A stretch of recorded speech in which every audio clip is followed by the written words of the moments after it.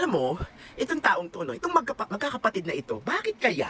Bakit kaya? Kung napapansin nyo lang ha, ako may napapansin lang talaga ako sa kanila. Kasi tingnan nyo to ha, ayan no, Blue Ribbon hearing. Naku, sinakop na nila ang Blue Ribbon, guys. Just as of now, sa Lunes na raw itutuloy ang Blue Ribbon. O, ayan, inihayag na ni Tulfo. O kasi nga, ang claim nila, sila na yung new majority. So, paano na to? Yung popcorn, wala na. Pero ito, nagtataka lang talaga ako ha. Pag-usapan natin to guys ha, pag-usapan natin. There will be a Blue Ribbon Committee hearing on Monday. We are just moving the scheduled date from tomorrow to prepare all members. So nag-assume sila ng panibagong Blue Ribbon Committee. So yung mga lumang Blue Ribbon Committee daw ang talagang magiging Blue Ribbon na ulit. Tapos sa Monday na raw sila mag-assume ng hearing ulit. Matter of fact, Ako ha? I declare and I manifested that all members of the Senate, be in the majority and the new minority now, they are all members of the Blue Ribbon Committee para wala pong masabi na ika nga may hokus-pokus. Now, pertaining to those invited resource persons, hindi po ako sangayon because we have to review these people. May sasabihin po ba talaga? Meron po bang i-disclose? We have to review this. Number two, the proper way to invite resource persons, you do not give it out to the media. You give it to the members first. Ang nangyari po kanina, yung lista na sinasabi nila invited sa Blue Ribbon, hindi po dumaan sa tamang process. It should have been given first to the members para kung may dadagdag, may papabawas doon, sabihin hindi, wala ito. The members should have been consulted. Kaya, So nararamdaman nyo rin ba ang nararamdaman ko guys?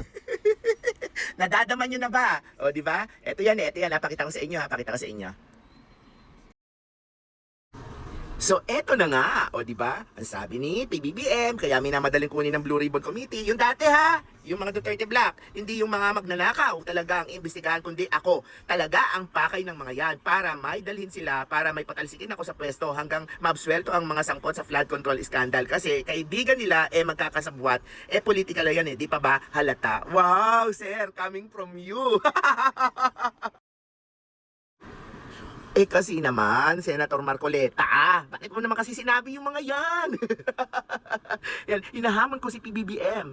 Pinagmamalaki nila lagi na siya raw ang nagsimula ng flood control investigation. Pwes, nananawagan ako sa kanya, hinahamon ko siya, bantayan niya lahat ng haharang sa investigation, sa Webes, sa Blue Ribbon, bantayan niya na lahat ng haharang mananagot sa kanya. Tingnan natin kung totoo ngang siya ang nagsimula at tapos. Kaya yan tuloy, tamang hinala tuloy siya. Ikaw talaga, Senator Marcoleta, oo.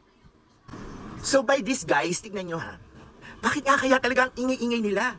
Galit na galit sila sa Blue Ribbon Committee, itong mga Tulfo. O di ba? Senator Tulfo calls out questionable Blue Ribbon hearing on June 4. Grabe no? Tells SP Alan Peter Guetta, duwag ka, masupalpal ka. O di ba? Bakit ba? O ito pa.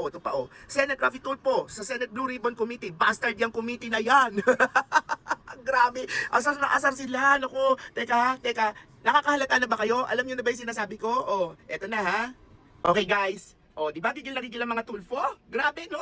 Ang alam ko kasi ang sabi ng ang sabi ng lola ko at saka ang sabi ng mga matatanda before. Kung sino yung madaldal, kung sino yung panay pangatwiran at saka kung sino yung napakaingay, most probably sila yung more guilty than the rest. Sabi nga ng mga nakatatanda. But anyway, ngayon ang tanong dyan. Paano kung pumasok bukas si Senate President Cayetano?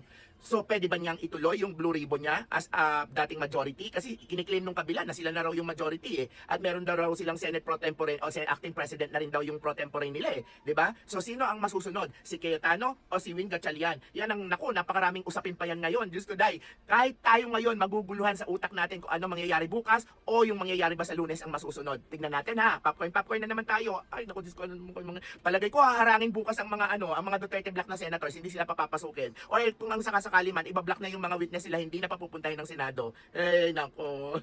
Nagtagumpay ba sila? Talaga bang nagtagumpay ba sila? O hindi? Yan ang tanong Pero isa na masasabi ko ha, in a way ha, kita nyo, alam nyo na kung sino ang may dahilan, kung bakit nangyayari itong mga ito ngayon. Andiyan no? Diba? Tingnan nyo na lang.